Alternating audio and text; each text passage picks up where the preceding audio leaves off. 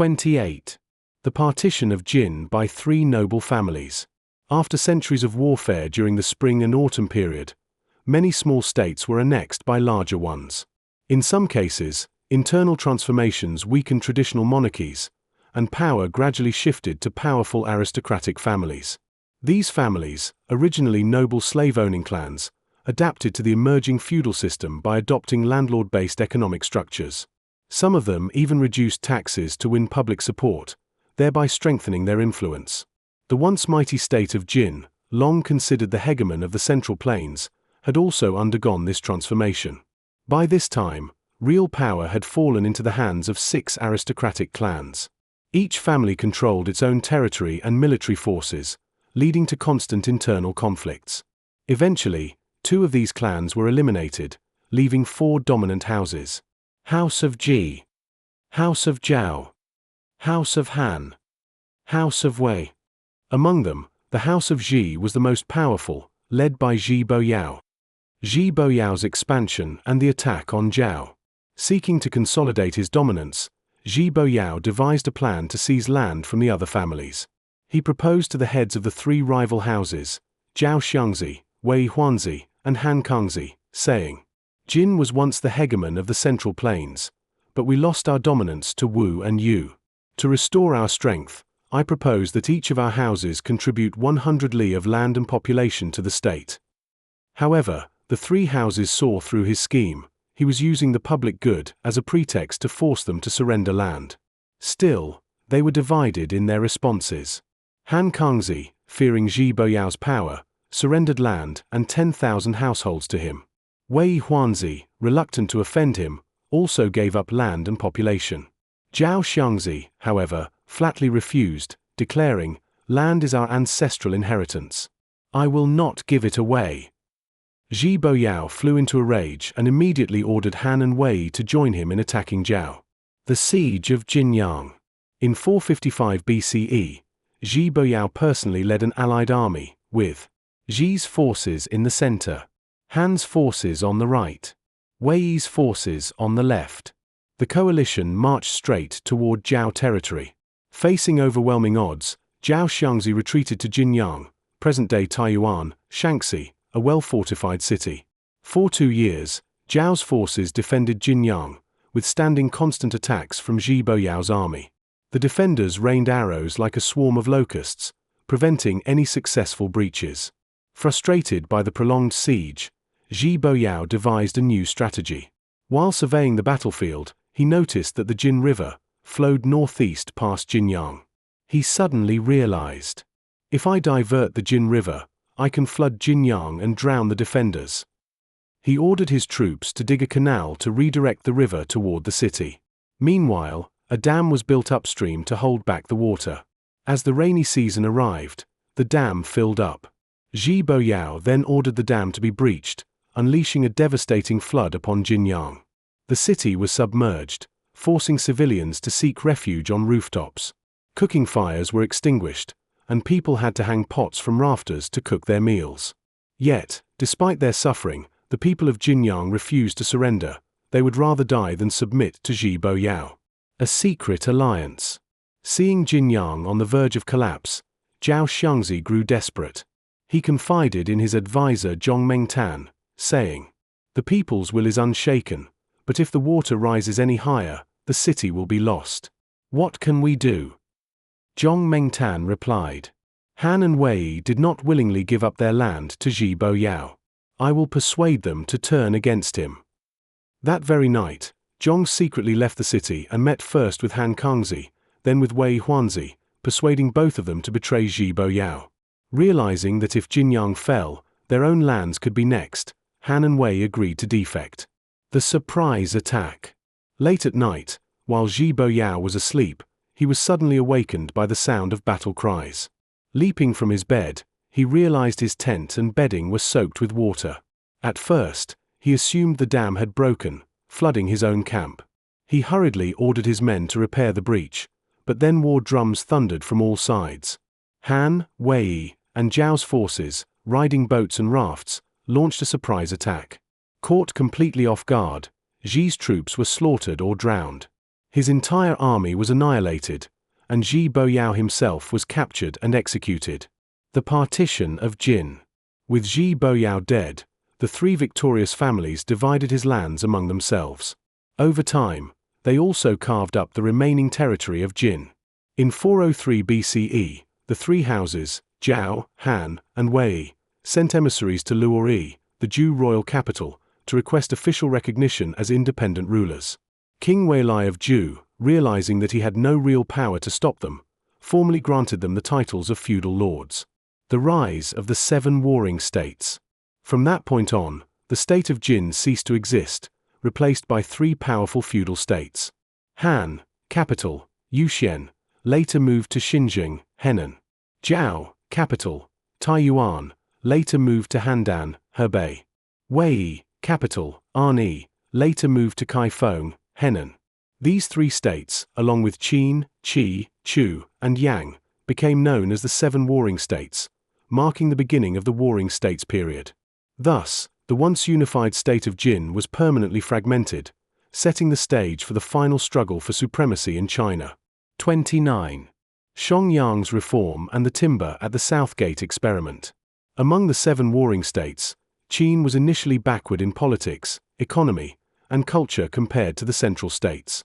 Its powerful neighbor, Wei, had even seized a large portion of Heshi, the land west of the Yellow River, from Qin. In 361 BCE, Duke Xiao of Qin ascended the throne.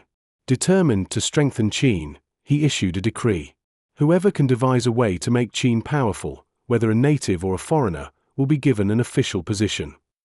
This open invitation attracted many talented individuals. One of them was Gongsun Yang, a noble from Wei, who had been overlooked in his homeland. Seeking an opportunity, he traveled to Qin and managed to secure an audience with Duke Xiao. Xiangyang's political philosophy. Gongsun Yang, later known as Xiangyang, presented his ideas to Duke Xiao. To make a country rich and strong, agriculture must be prioritized, and soldiers must be rewarded. To govern effectively, strict laws with clear rewards and punishments are essential. Only when the government enforces its authority can reforms succeed. Duke Xiao fully agreed, but many Qin nobles and officials fiercely opposed these ideas.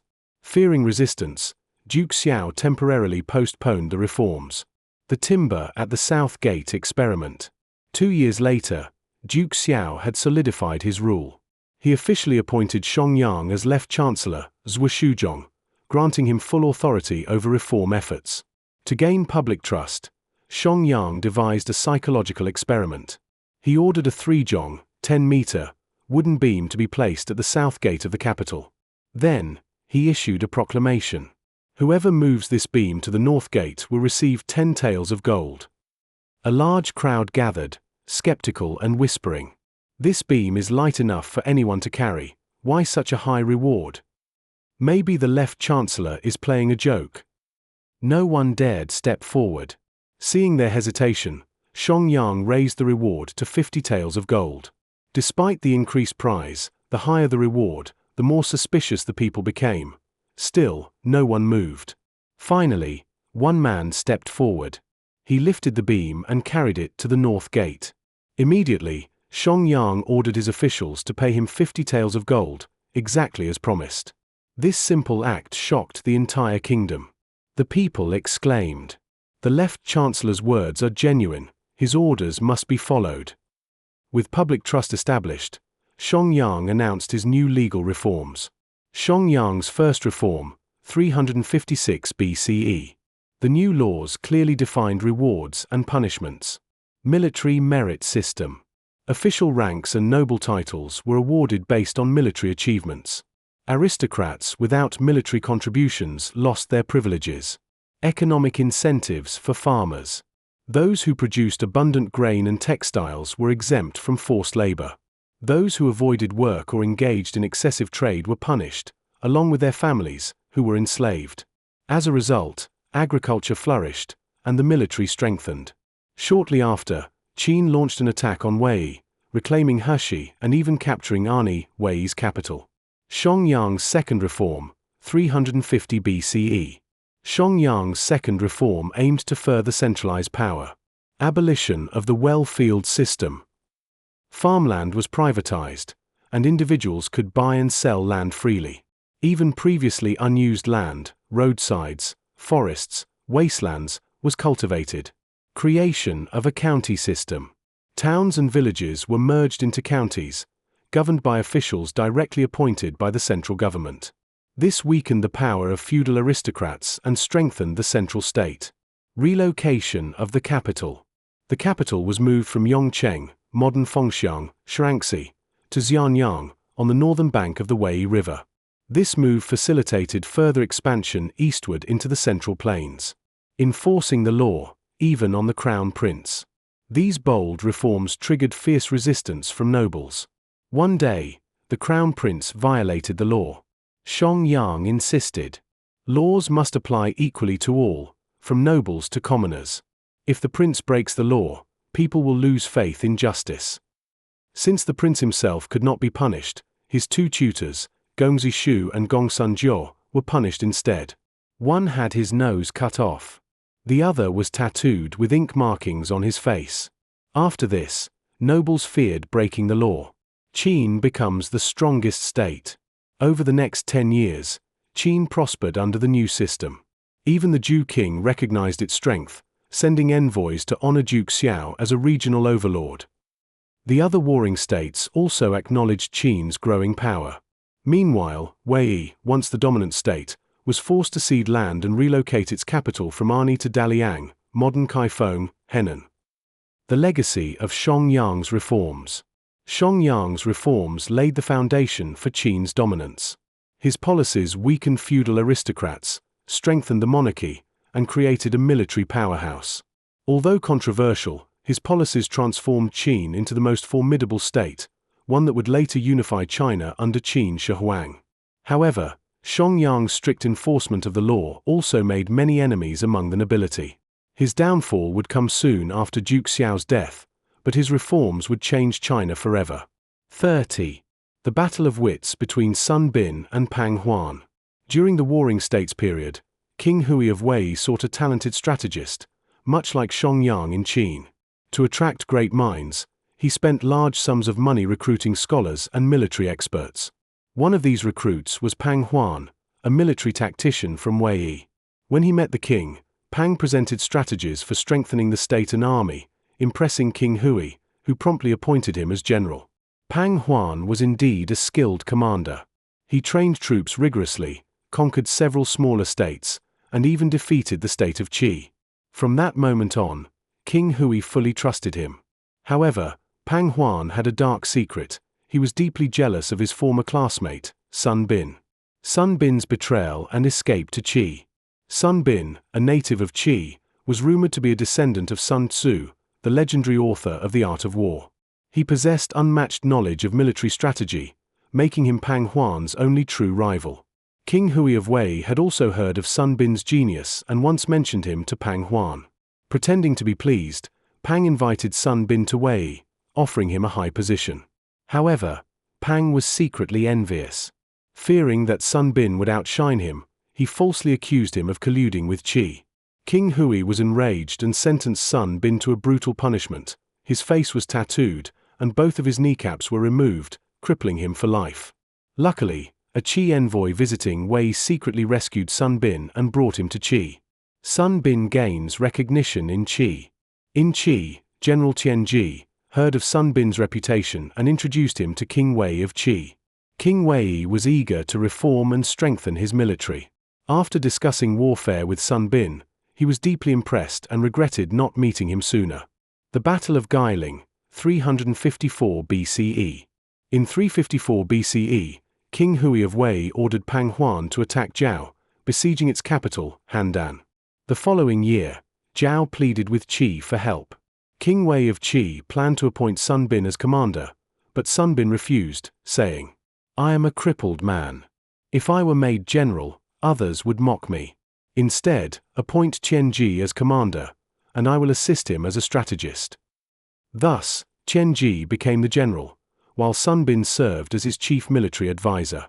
Sun Bin proposed an unconventional strategy. Wei has deployed its best troops to attack Zhao, leaving its homeland weak.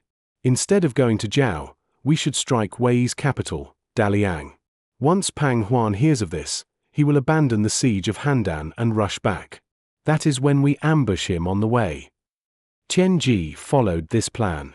Just as expected, when Pang Huan learned that Qi was attacking Daliang, he immediately withdrew from Zhao and marched his troops home. However, Qi's army ambushed him at Guiling, northwest of modern Changyuan, Henan, inflicting a crushing defeat on Wei. With Qi's victory, the siege of Handan was lifted, and Sun Bin's reputation began to spread across the warring states. The Battle of Meiling, 341 BCE, Sun Bin's ultimate revenge. In 341 BCE, Wei once again invaded Han, forcing Han to seek aid from Qi.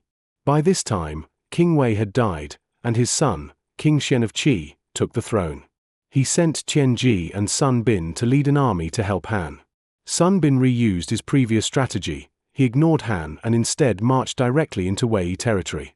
Upon hearing this, Pang Huan was forced to withdraw from Han and rush back to defend his homeland. However, Sun Bin had already prepared a psychological trap. The trap at Meiling, Sun Bin's deception. As Wei's army pursued Qi, Pang Huan carefully examined Qi's previous encampments. On the first day, he saw that Qi's camp had enough cooking fires for 100,000 soldiers. On the second day, Qi's campfires were only enough for 50,000 soldiers. On the third day, only 20,000 cooking fires remained. Seeing this, Pang Huan laughed and declared, "I knew it. The Qi army is full of cowards. They had 100,000 men, but in just 3 days, most have fled."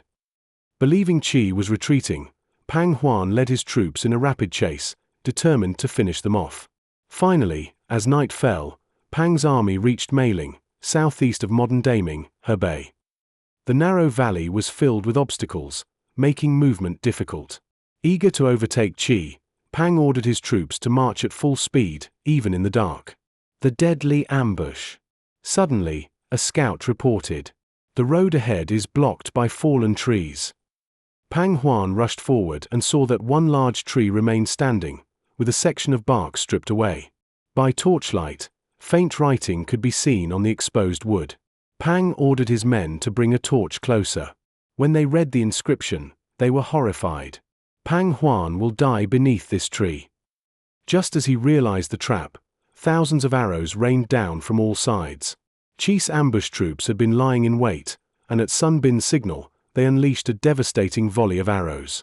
The narrow valley became a death trap, and Wei's army was annihilated. Knowing he was doomed, Pang Huan took out his sword and killed himself, lamenting, "I have been outwitted by Sun Bin." Meanwhile, Qi's forces captured Wei's crown prince, Prince Shun. Sun Bin's legacy. Following Pang Huan's death, Qi's victory was complete. This battle solidified Sun Bin's reputation as a master strategist, and his name spread across all the feudal states. His military teachings were later compiled into The Art of War by Sun Bin, which remains a classic military text today.